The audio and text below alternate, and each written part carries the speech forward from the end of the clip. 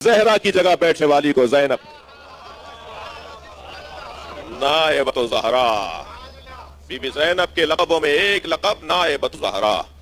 نائبۃ زہرا کا تشریحی لقب ہے ثانی زہرا، یہ تشریحی لقب ہے، یعنی ہم کبھی کہیں گے جناب زینب کو نائبۃ زہرا اور کبھی کہیں گے ثانی زہرا، ثانی دوسری۔ البتہ میں مطالعہ کر رہا تھا تو ایک عارف کا ایک پہلو ان کی فکر کا ایک پہلو تھا، وہ فرمانے لگے کہ نائبہ میں اور ثانی میں فرق ہے۔ نائبہ اور ثانی کے اندر ایک ظریف سا فرق یہ ہے کہ ثانی اول کے بعد کا مرحلہ ہے اور نائبہ اول ہی کا مرحلہ ہے، یعنی ابھی اول ختم ہی نہیں ہوا، ابھی وہی وجود باقی ہے، اس لیے نائبہ کہلائے گا، ثانی ایک دوسرا مرحلہ۔ بی بی کے القاب میں ایک لقب عدیلۃ الخامس، بی بی کا لقب تھک تو نہیں رہے، عدیلۃ الخامس، 5 ہستیوں کی عدیلہ، جی 5 ہستیوں کی عدیلہ۔ اچھا، عدیلہ اور عادلہ میں فرق ہے۔ عادل برابر والے وجود کو کہا جاتا ہے۔ آپ ایک ترازو میں مثال کے طور پہ بادام ڈال دیجئے، ایک ترازو میں 1 کلو کا باٹ رکھ دیجئے، تو یہ جب تک اس 1 کلو کے باٹ کے برابر وہ بادام نہیں ہوں گے آپ کو ڈالنا پڑے گا، اور آپ ڈالتے ڈالتے حتیٰ ممکن ہے کہیں جا کر 1 دانہ ڈالنا پڑے جو اس کے بالکل برابر آ جائے، تو اسے اس کا عادل اور اسے اس کا عادل کہا جاتا ہے، پھر اسے معادلہ بھی کہا جاتا ہے، پھر اسے معدل بھی کہا جاتا ہے۔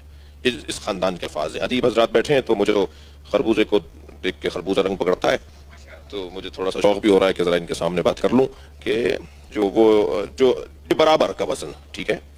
اور بعض اوقات کیا اکثر اوقات آپ نے بادام کے مقابل تولنے کے لیے آپ نے باٹ رکھے نا، تو کیا یہ باٹ کی قیمت بھی اتنی ہے جتنی بادام کی ہے؟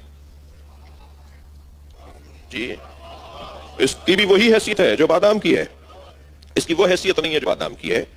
یہ تو پرکھنے کے لیے، تولنے کے لیے، سمجھنے کے لیے کہ اس کا وزن کتنا ہے، یہ اس کے برابر نہیں ہے، اس کی کوئی حیثیت برابر نہیں ہے۔ لیکن جسے عدیل کہا جائے گا وہ ہے کہ جن کی حیثیت برابر ہو۔ مثال کے طور پر صلوات پڑھیں ذرا محمد و آل محمد۔ جی بڑی نہایت آپ کی توجہات کا شکر گزار ہوں۔ مثلا اس ترازو میں آپ نے بادام ڈالے اور اس ترازو میں آپ مثلا اخروٹ ڈال دیں، کچھ قریب ذہن کرنے کے لیے اثر ہو، تو کہا جائے گا یہ عدیل ہے دوسرے کے، یعنی جو قیمت اس کی ہے وہی قیمت اس کی ہے، ایسے ہی ہے۔ لیکن اگر اس کو ہٹا دیا جائے تو یہ عدیل نہیں ہے، یہ ترازو ہے، پرڑا ہے، مثال کے طور پر ویٹ ہے، وزن ہے۔ اچھا یہیں ایک جملہ کہہ دوں کہ انسان کو اپنی قدر اور اپنی قیمت کا بھی پتہ ہونا چاہیے۔ اسے اپنے مکان کی قیمت تو پتہ ہے، اسے اپنی گاڑی کی قیمت تو پتہ ہے، اسے اپنی زمین کی قیمت تو پتہ ہے۔ یہ تو بتا دیتا ہے یہ گھڑی میں نے جو پہنی ہوئی ہے وہ 1 لاکھ روپے کی ہے، یہ تو بتا دیتا ہے جو پین میری جیب میں لگا ہوا ہے وہ مثال کے طور پہ چاندی کا اور سونے کا ہے، لیکن کبھی یہ تو بتائے کہ میں کتنے کا ہوں، کبھی اپنی قیمت بھی تو بتائے نا، اسے اپنی قیمت بھی تو پتہ ہونی چاہیے۔ اب ہماری قیمت ہمیں کیسے پتہ چلے گی؟ ہماری قیمت ہمیں اس وقت پتہ چلے گی جب ہم ان سے جڑیں گے جو اپنی قیمت کو جانتے تھے۔ بھائی بے قیمت، جملہ بے قیمت لوگوں سے جڑنے والے بے قیمت ہوتے ہیں، قیمتی وجودوں سے جڑنے والوں کی قیمت ہوتی ہے۔ صلوات پڑھیں محمد و آل محمد پر۔ جی جی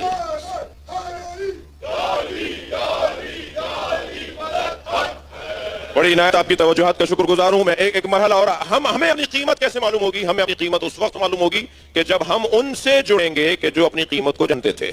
تو واقعاً ہم جڑے ہوئے ہیں انہی کے تو دروازے پر بیٹھے ہیں۔ اپنے امور زندگی کو چھوڑ کر آنا تو بہت چھوٹا کام ہے ان کے لیے۔ یہ جو اس وقت آپ نے خدمت کی ہے، اس وقت جو قربانی آپ نے دی ہے کہ ان کے نام پہ جمع ہیں، یہ بہت چھوٹی سی خدمت ہے، ان کی بہت معمولی خدمت ہے۔ تو ہم جن سے جڑے ہوئے ہیں وہ اپنی قیمت کو جانتے تھے، تبھی تو بستر پہ لیٹ کر نفس بیچا ہے۔ اب علی نے بتایا ہے کہ علی کی قیمت کیا ہے۔ دقت چاہوں گا عزیزان گرامی، علی بتائیں گے کہ علی کی قیمت کیا ہے۔ علی نے اپنی قیمت بتائی ہے، میرا وجود اللہ کی مرضیوں کے برابر ہے۔ اللہ اکبر۔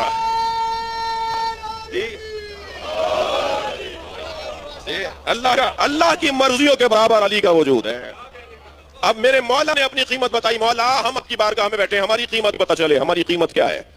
میرے مولا نے اب ہمارا دام لگانے کے لیے، اچھا ہوتا ہے جب بڑا کاروباری جو ہوتا ہے، جی قرآن کے الفاظ ہیں ورنہ میں نہ بولتا، یہ بیچنے اور خریدنے کے معاملات قرآن نے بیان کیے ہیں. اپنے آپ کو بیچنا، اللہ کی مرضیوں کو خریدنا. وَمِنَ النَّاسِ مَن يَشْتَرِي نَفْسَهُ ابْتِغَاءَ، کچھ لوگ ہیں جو اپنے آپ کو بیچتے ہیں. تو یہ بیچنے اور خریدنے کے الفاظ قرآن میں. تو اب جو اچھا کاروبار کرنے والا ہوتا ہے، جو اچھا بزنس کرنے والا ہوتا ہے، وہی چھوٹے بزنس کرنے والوں کو سکھاتا ہے. ایسا ہی ہے نا؟ جناب خدیجہ سیدۃ التجار تھی، تاجروں کی سیدہ تھی. بی طے کرتی تھی کہ فلاں جنس کی قیمت کیا لگے گی بازار میں. جی بازار اوقاس جب لگتا تھا مکے میں تو سارے تاجر جب جمع ہو جاتے تھے، انتظار ہوتا تھا فلاں نہیں پہنچا، ابھی فلاں نہیں پہنچا، اس لیے ابھی مارکیٹ نہیں کھلے گی، ابھی وہ ایکسپو سینٹر نہیں کھلے گا اس وقت کے ساتھ ہے جی. تو ابھی وہ نمائش نہیں شروع ہوگی، نمائش گاہ نہیں لگے گی ابھی. تو بی کے ہاں پہلے نشست ہوتی تھی. سیدہ کے لیے باریک سے پردے کا پردہ ڈالا جاتا تھا، ایک تار کا پردہ، اور سیدہ کی کرسی اس طرف ہوتی تھی، بی بی خدیجہ کی، اور اس طرف سارے بڑے بڑے تاجر، کوئی مصر سے آیا ہوا ہے، کوئی یمن سے آیا ہوا ہے، کوئی جی مدینے سے آیا ہوا ہے، کوئی فارس سے آیا ہوا ہے، کوئی کہیں سے آیا ہوا ہے، کوئی ہند سے آیا ہوا ہے. بڑی بڑی دور دراز کے سفر طے کر کے تاجر اپنا اپنا مال لے کر آتے تھے. تو دوسری طرف کرسیاں لگتی تھیں اور پھر طے آتا تھا کہ کیا کرنا ہے، کیسے بیچنا ہے، کیا چیز بازار کتنے عرصے تک رہے گا، اس کے ریٹ فلاں جنس کے کیا طے پائیں گے. اور پھر وہاں جو بی کا آخری فیصلہ ہوتا تھا، اس لیے کہلائی جاتی تھی تاجروں کی سیدہ. جی جی اللہم صل علی. شکر گزار ہوں آپ کا، میں کچھ منزل پر آپ کو لے کر آ رہا ہوں. اب بی جیسے بی طے کرتی تھی نا، ایسے ہی اللہ سے جب کاروبار کرنے والا وجود ہے، وہ جناب امیر المومنین کا وجود ہے. یہ گھرانہ سارا اللہ سے کاروبار کرتے ہیں، ان کا کاروبار اللہ سے ہوتا ہے. تو جو اچھا کامیاب تاجر ہوتا ہے وہی بھی چھوٹے تاجروں کو سکھا رہا ہے کہ کیسے تمہیں اپنے ریٹ لگانے ہیں. اب میرے مولا فرماتے ہیں کہ خبردار اپنے آپ کو لا تبی نفسک، اپنے نفس کو نہ بیچنا، الا الجنہ، کم سے کم جنت کے عوض. تمہاری کم قیمت میں بتاتا ہوں، محنت کرو زیادہ لگوا لینا. میرے مولا نے ہماری کم سے کم قیمت بتائی ہے. اس سے نیچے آؤ گے تو خسارے میں رہو گے، اس سے کم بچو گے اپنے آپ کو تو خسارے میں رہو گے. زیادہ سے زیادہ تمہاری قسمت، زیادہ سے زیادہ تمہاری محنت، زیادہ سے زیادہ تمہارا شوق. میرے مولا نے فرمایا خبردار اپنے آپ کو نہ بیچنا الا الجنہ، جنت سے کم. مولا یہ تو آپ نے کم سے کم قیمت بتائی ہے، زیادہ سے زیادہ کیا ہے؟ اور جب نہیں آواز آئے زیادہ سے زیادہ وہی ہے جو میری لگی ہے. مجھ سے زیادہ قیمت کس کی لگی ہے؟ مجھ سے زیادہ قیمت، سب سے زیادہ قیمت میری لگی ہے کہ میں نے اللہ کی مرضیوں کو خرید لیا ہے. اب ذرا اس آیت کریمہ کو جو سورہ زمر کی آیت ہے اس پر توجہ کریں. آیت کہتی ہے کہ جب جنت کی طرف جنتیوں کو لے جایا جا رہا ہوگا تو وہ نہیں جائیں گے، انہیں دھکا دے کر لے جایا جائے گا. وَسِيقَ الَّذِينَ اتَّقَوْا رَبَّهُمْ إِلَى الْجَنَّةِ زُمُرًا، ان لوگوں کو جنہیں جنت دے دی گئی ہوگی، جن کے ہاتھ میں نامہ، توجہ چاہوں گا، جن کے ہاتھ میں نامہ عمل آ چکا ہوگا اور ان کا نتیجہ کار آ چکا ہوگا کہ اب انہیں جنت میں بھیجا جائے. سورہ زمر میں آیت یہ کہہ رہی ہے انہیں دھکا دے دے کے لے جایا جائے گا. وہ جنت میں نہیں جا رہے ہوں گے. بھائی دوزخ میں دھکا دے کے لے آیا جائے گا تو سمجھ میں آتا ہے، جنت میں دھکا دے کر لے جایا جائے گا یہ کیسے سمجھ میں آئے گا؟ تو کم سے کم یہ طے ہو گیا کہ جنت ان کی کم قیمت لگی ہے. قرآن کہہ رہا ہے نا وسیق الذین اتقوا ربهم الى الجنہ، جنت کی طرف دھکا دے. سیق کہتے ہیں دھکا، سائق کہتے ہیں پیچھے سے دھکیلنے والے کو، قائد کہتے ہیں آگے چلنے والے کو، سائق کہتے ہیں جو پیچھے سے دھکا دے کے کہیں لے جائے. وہ جو دھکا دے کر جنت میں، کیوں؟ اس لیے کہ جنت قیمت تو لگی ہے، اگر کم قیمت لگی ہے. انہیں پوچھا جائے گا کیوں نہیں جا رہے ہو جنت کی طرف، تو جواب دیں گے کہ نہیں ہمیں جنت نہیں چاہیے، ہمیں حسین چاہیے.